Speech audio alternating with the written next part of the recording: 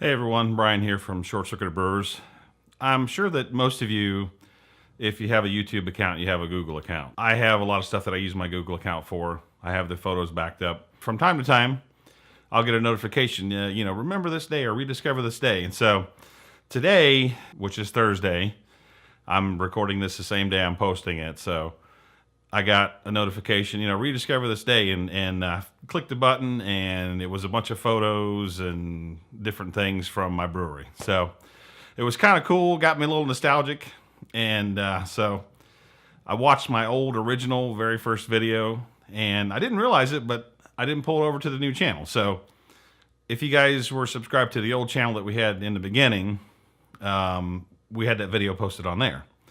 I never did bring that video over here for some reason. I think I had it as the trailer for the channel or whatever. So I want to bring that video over, but just wanted to also say that, I've really enjoyed the brewing series that I've been doing, and it really brings back a lot of those memories of getting all your equipment for the first time. And I remember when I shot that first video, everything was brand new, and it was the first brew on the system, and it's just so much fun, which I guess is kind of why I enjoy doing the brewing series videos, because of the fact that it kind of lets me live vicariously through all of you guys that are building systems or looking at building stuff or, making new systems. The community is just so awesome. Everybody over on Reddit, Homebrew Talk, everybody's just awesome.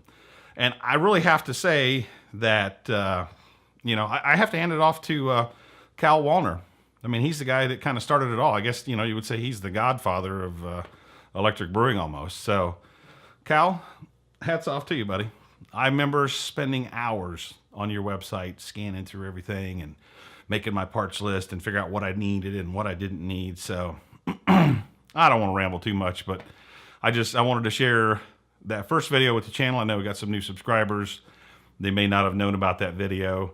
I'm also going to link up the Homebrew Talk thread on there as well. You guys can see how the build progressed. For all you people that have seen it and know about the thread, I apologize, but I was just kind of waxing a little sentimental today, so I wanted to post this and just let you guys know that it's been an awesome journey, and I'm looking forward to a lot more.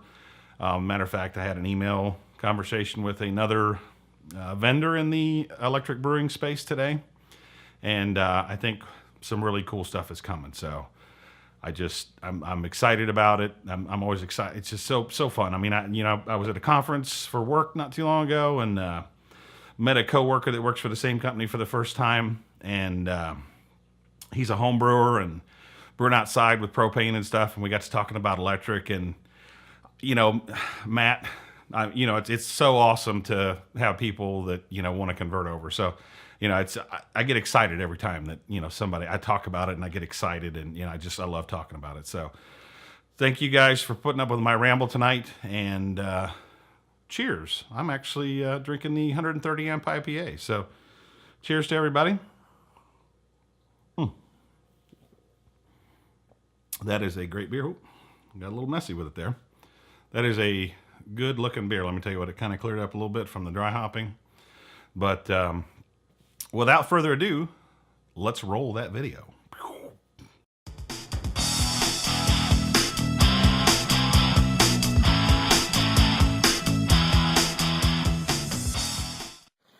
All right, so here we are on the maiden voyage of the brewery in the basement. Haven't really named it yet. Hadn't thought of anything, so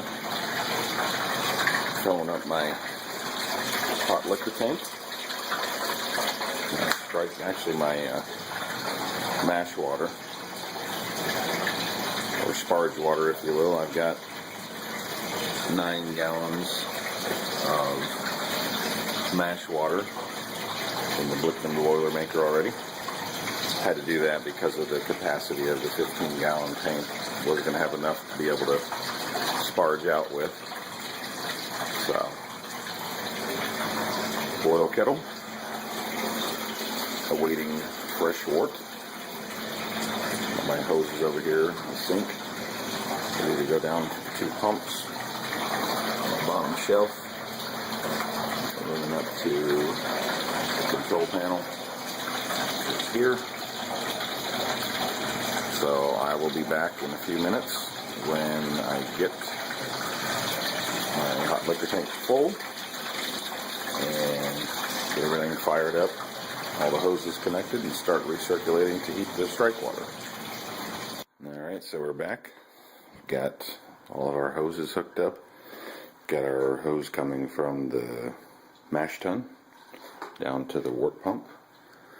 Back up from there to the top of the Hermes coil, my heat exchanger. Back out from there, back up into my mash tun. Got the hot liquor tank outlet coming from the bottom out, back up to the recirculation port inside. So we're ready to crank it on and start some water flowing. So crank on the wort pump first. Take a look inside, see what we got. And that water flowing. And crank on our water pump for our hot liquor tank. That water's over there. Put the lid on to conserve some heat energy. And got our hot liquor temp showing 51 degrees, and we'll crank the element on so it can start heating up to our strike temperature, which is 168 degrees. I'll just adjust that down. And we're rolling. So, be back in a little bit to mash in. Alright, so we're up to mash temperature, and it's time to crush the grain. Monster mill, the electric motor. So I'll be back in a minute.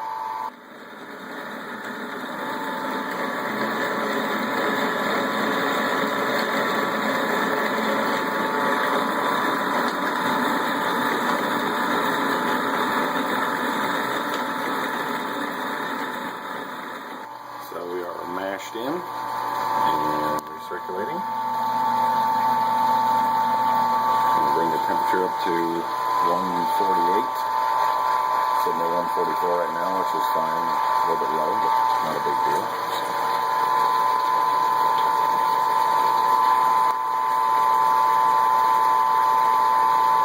Looking pretty good. See you in. So while I'm mashing, I figured I'd go ahead and give a rundown of the system. Kind of a cow at Electric Brewery clone. It's in the basement here. Finished off the space. My wife gave me the thumbs up. Wife of the Year award goes there. Okay, so boil kettle, 5,500 watt element, sealed enclosure, just almost exactly like what Cal has. Auber Instruments, 2-inch RTD probe, stainless steel ball valve, and QD quick disconnect. 5/8 dip tube from Bobby in New Jersey. They're awesome. Thanks, buddy. Mash tun is Blickman 20-gallon Boilermaker with the false bottom. Ported in at the top for recirculation in the Hermes system. Down here are the two workhorses of the brewery, one March pump, one chugger pump. Didn't buy them both at the same time. Bought a March pump, liked it a lot, then found a chugger pump that was insanely cheap on Amazon, so I went ahead and bought that. And I like them both. I think the chugger is maybe just a little bit better. Not a whole lot, but just a little bit. Then hot liquor tank. Back on the mash tun, got a stainless T with another Auber Instruments RTD probe. All of my probes have the high grade lead wires that run back to my panel. Awesome product from Auber Instruments. Okay, hot liquor tank. Got the 50-foot stainless steel coil from Stainless Brewing. Zach does an awesome job out there. 5500 watt element in the bottom of that as well. And then as you can see, the recirculation port. The two vessels that are my hot liquor tank and boil kettle are from Amazon. They're King Cooker products. Pretty cheap. Good way to get started in electric without spending a lot of money. The walls are a little bit thin, but not too bad. And then my panel. It is from Auber Instruments as well. All my PIDs are from Auber. All the switches are from Auber, lights from Auber. As you can see, I kind of like them a lot. Heat sink on top. Two 40 amp solid state relays inside. Went to the trouble of installing a TV mount so I can swing my panel around to the front of the brewery and kicked my table and broke a plate. So the mash is done and heating up to the temperature. Getting up there. Be back in a little bit for the mash up. Alright, so we are up to our mash temperature. We're going to swap the hoses around. So what we want to do is we want to have the wort come out of the bottom of the mash tun through the pump up into the kettle. So we're going to take this hose and move it over to the kettle. And then we will take the recirculation hose. We're going to run the hot liquor tank water through the coil to clean it, so we don't have to worry about cleaning it later. So we'll take the outlet from the pump for the water, move it over to the top of the coil. It will then recirculate the hot water from the hot liquor tank through the recirculation port in the mash tun, and we'll begin our mash up. Okay, so on our sparging, we want to have the water about 2 inches above the grain bed, so we're going to fill our water up so that we've got a couple inches over top of the grain bed, and then we'll begin our sparge out into the boil kettle. Sparge at a pretty slow rate. You can kind of look in here and see that the wort is collecting in the boil kettle very slowly. We want to extract fairly slow so we don't channel the grain bed. And it looks like everything's going pretty good.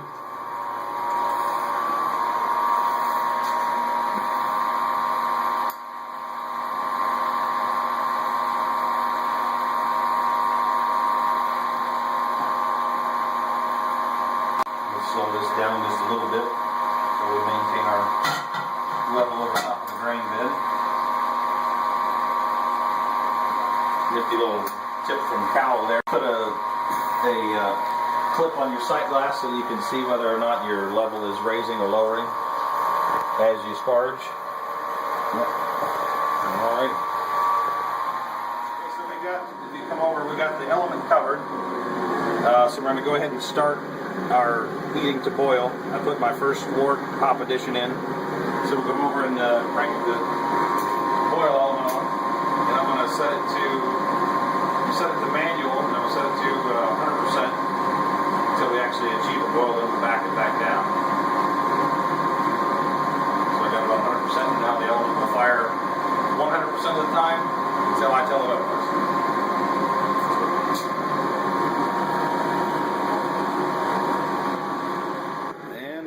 Boiling. Yeah, we're just now at the top of the bed. Coming up. Staying in the hood for the most part.